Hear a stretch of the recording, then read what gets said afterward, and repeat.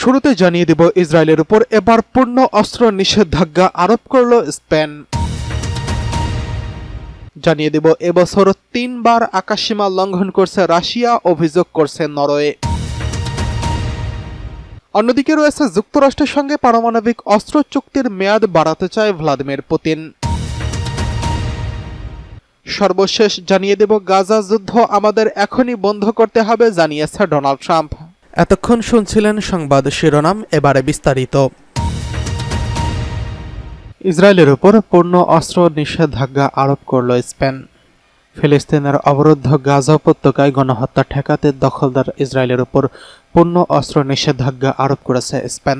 মঙ্গলবার দেশটির সরকার এই নিষেধাজ্ঞা অনুমোদন দিয়ে ডিক্রি জারি করেছেন।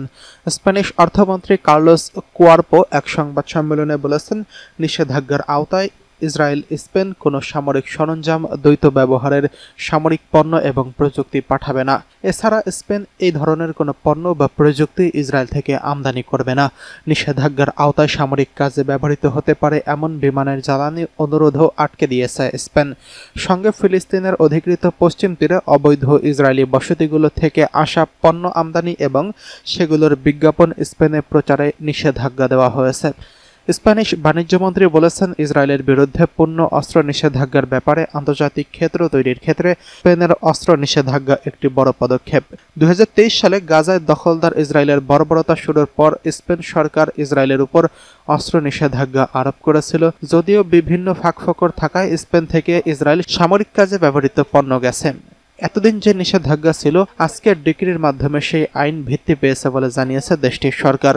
গাজায় ইসরায়েলি বর্বরতার রিপোর্ট লেখা পর্যন্ত 65,000-এরও বেশি মানুষ নিহত হয়েছেন। আহত হয়েছে 1.5 লাখেরও বেশি ফিলিস্তিনি। ধ্বংসস্তূপের নিচে মানুষ আটকে থাকায় প্রকৃত নিহতের সংখ্যা ধারণার চেয়ে বেশি বলে আশঙ্কা করা হচ্ছে। গাজায় ইসরায়েলি বর্বরতার রিপোর্ট লেখা পর্যন্ত 65,000-এরও বেশি মানুষ নিহত হয়েছে। গাজায় ইসরায়েলি বর্বরতা এবং পশ্চিম তীরে ইসরায়েল তাদের অবৈধ বসতি নির্মাণ অব্যাহত রাখা যুক্তরাজ্য, অস্ট্রেলিয়া, কানাডা সহ 10টি দেশ 2 দিনের মধ্যে ফিলিস্তিনকে স্বাধীন ও সার্বভৌম রাষ্ট্রের স্বীকৃতি দিয়েছে।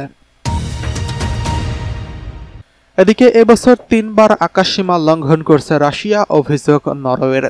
রাশিয়া এবছর 3 বার তাদের আকাশসীমা লঙ্ঘন করছে বলে অভিযোগ করেছে নরওয়ে। মঙ্গলবার এই অভিযোগ করে দেশটির সরকার এই ঘটনাগুলোকে অগ্রহণযোগ্য বলে উল্লেখ করেছেন। নরওয়ে জানিয়েছে, গত 25শে এপ্রিল একটি রুশ SQ-24 যুদ্ধবিমান 4 মিনিটের জন্য নরওয়ের আকাশসীমায় প্রবেশ করে। এরপর 24শে জুলাই একটি L-410 টার্বোলেট পরিবহন বিমান 3 মিনিট সেখানে অবস্থান করে। সর্বশেষ 18 আগস্ট একটি SU-33 যুদ্ধ বিমান 1 মিনিটের জন্য নরওয়ের আকাশসীমা প্রবেশ করে। নরওয়ের প্রধানমন্ত্রী জোনাস গাহর রোস্তে বলেছেন, এই বসন্ত ও গ্রীষ্মে রাশিয়া 3 বার নরওয়ের আকাশসীমা লঙ্ঘন করেছে। তিনি বলেছেন, এগুলো ইচ্ছাকৃতভাবে করা হয়েছে নাকি নেভিগেশনের ভুলের কারণে হয়েছে তা আমরা নিশ্চিত নই। তবে যে কারণেই হোক এটি গ্রহণযোগ্য নয়। স্তরে আরও বলেন, অবস্থান এবং সময়কাল উভয় দিক থেকেই নরওয়ের ক্ষেত্রে এই ধরনের লঙ্ঘন এস্তোনিয়া, পোল্যান্ড এবং রোমানিয়ার তুলনায় ছোট আকারের। তবুও আমরা এসব ঘটনাকে অত্যন্ত গুরুত্বের সঙ্গে নিচ্ছি।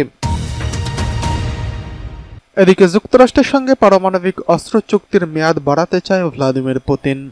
যুক্তরাষ্ট্রের সঙ্গে সই হওয়া পরমাণু অস্ত্র নিয়ন্ত্রণ চুক্তির মেয়াদ আরও 1 বছর বাড়াতে চায় রাশিয়া।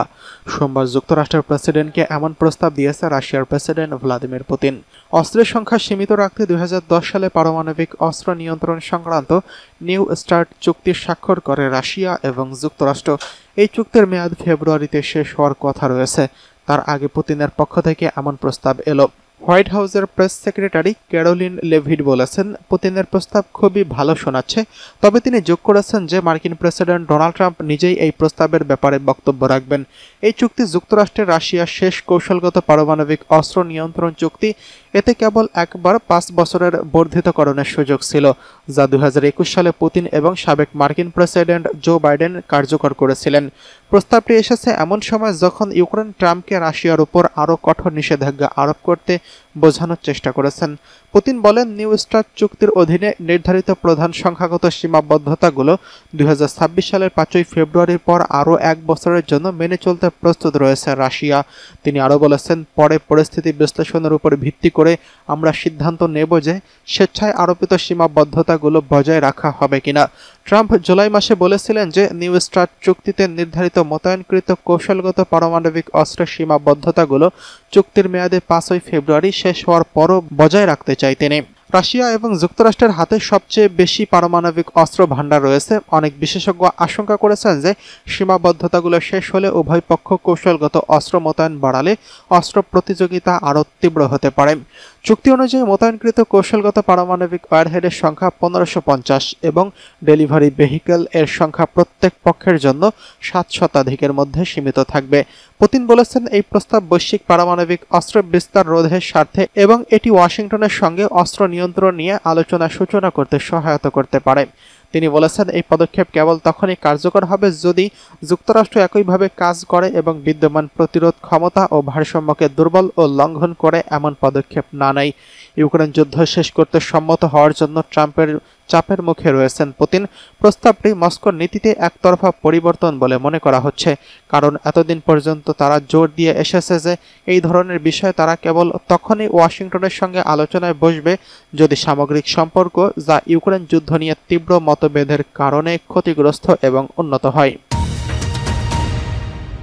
এদিকে গাজা যুদ্ধ এখনই শেষ করতে হবে বলছে ডোনাল্ড ট্রাম্প। জাতিসংঘের সাধারণ পরিষদের ৮০তম অধিবেশনে উদ্বোধনী দিনে কথা বলেছেন যুক্তরাষ্ট্রের প্রেসিডেন্ট ডোনাল্ড ট্রাম্প। কথা বলার জন্য ১৫ মিনিট নির্ধারিত থাকলেও তিনি প্রায় ১ ঘন্টা বক্তব্য দেন। এ সময় জাতিসংঘের তীব্র সমালোচনা, বিশ্বব্যাপী ৭টি যুদ্ধ বন্ধ করার দাবি, ইসরায়েল হামাস যুদ্ধ, রাশিয়া ইউক্রেন যুদ্ধ সহ বিভিন্ন বিষয় নিয়ে কথা বলেছেন তিনি। তার বক্তব্যে ছিল জলবায়ু পরিবর্তনও। গাজায় ফিলিস্তিনি সশস্ত্র গোষ্ঠী হামাস এবং দখলদার ইসরায়েলের যুদ্ধ নিয়ে ট্রাম্প বলেছেন এটি এই মুহূর্তে সবার থামাতে হবে। এছাড়া হামাসের কাছে থাকা জিম্মিদের মুক্তি দেওয়ার দাবি করেছেন ডোনাল্ড ট্রাম্প। তিনি বলেছেন গাজা যুদ্ধ আমার এখনই বন্ধ করতে হবে, এটি থামাতে হবে। আমাদের কাজটি হবে আমাদের শান্তি নিয়ে আলোচনা করতে হবে, জিম্মিদের ফেরত আনতে হবে এবং জীবিত ২০ জিম্মিকে সবাই ফেরত চাই, তাদের এখনই আমরা চাই। এছাড়া ৩৮টি মরদেহ আমরা ফেরত চাই। তবে অন্যবারের মতো এবারও গাজা যুদ্ধ বন্ধ না হওয়ার দায় হামাসের উপর চাপিয়েছেন ডোনাল্ড ট্রাম্প। তিনি বলেছেন হামাস যুদ্ধবিরতির চুক্তি প্রত্যাখ্যান করায় এখনও যুদ্ধ থামেনি। এছাড়া পশ্চিমা দেশগুলো যে ফিলিস্তিনকে স্বীকৃতি দিয়েছে সেটি নিয়েও মন্তব্য করেছেন মার্কিন প্রেসিডেন্ট। তিনি দাবি করেছেন ফিলিস্তিনকে স্বীকৃতি দেওয়া দেশগুলো হামাসকে পুরস্কার দিচ্ছে। অপরদিকে বিশ্বব্যাপী ৭টি যুদ্ধ বন্ধ করেছেন বলে দাবি করেছেন ডোনাল্ড ট্রাম্প। এই জন্য তার নোবেল পুরস্কার পাওয়া উচিত বলে মন্তব্য করেন তিনি। জাতিসংঘের তীব্র সমালোচনা করে ট্রাম্প বলেছেন জাতিসংঘ কঠোর ভাষায় বিবৃতি দেয় কিন্তু ওই বিবৃতি অনুযায়ী কোনো কাজ হয় না। পুতিন বলেছেন তার এই প্রস্তাব বৈশ্বিক পারমাণবিক অস্ত্র বিস্তার রোধের স্বার্থে এবং এটি ওয়াশিংটনের সঙ্গে অস্ত্র নিয়ন্ত্রণ নিয়ে আলোচনা সূচনা করতে সহায়তা করতে পারে। তিনি বলেন এই পদক্ষেপ কেবল তখনই কার্যকর হবে যদি যুক্তরাষ্ট্র একইভাবে কাজ করে এবং বিদ্যমান প্রতিরোধ ক্ষমতার ভারসাম্যকে দুর্বল বা লঙ্ঘন করে এমন পদক্ষেপ না নেয়। ইউক্রেন যুদ্ধ শেষ করতে সম্মত হওয়ার জন্য ট্রাম্পের চাপের মুখে রয়েছেন ভ্লাদিমির পুতিন। প্রস্তাবটি মস্কোর নীতিতে একতরফা নীতি বলে মনে করা হচ্ছে, কারণ এতদিন পর্যন্ত তারা জোর দিয়ে এসেছে যে এই ধরনের বিষয়ে তারা কেবল তখনই ওয়াশিংটনের সঙ্গে আলোচনায় বসবে যদি সামগ্রিক সম্পর্ক যা ইউক্রেন যুদ্ধ নিয়ে তীব্র মতভেদের কারণে ক্ষতিগ্রস্ত এবং উন্নত হয়।